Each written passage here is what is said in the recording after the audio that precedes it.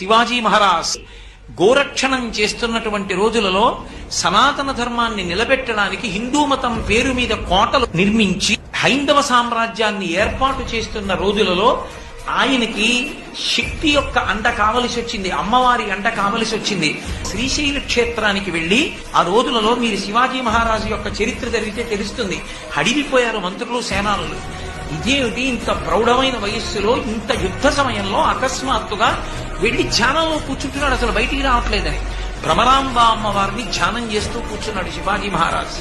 కూర్చుంటే భ్రమరాంబ అమ్మవారు ప్రత్యక్షమై నీకు నేను ఒక ఖడ్గాన్ని బహూకరిస్తున్నాను, ఇది నువ్వు పట్టుకున్నంత కాలం ఇక నీకు యుద్ధంలో ఎదురులేదు, ఈ ఖడ్గం పట్టుకుని హైందవ సామ్రాజ్యాన్ని స్థాపించమంది.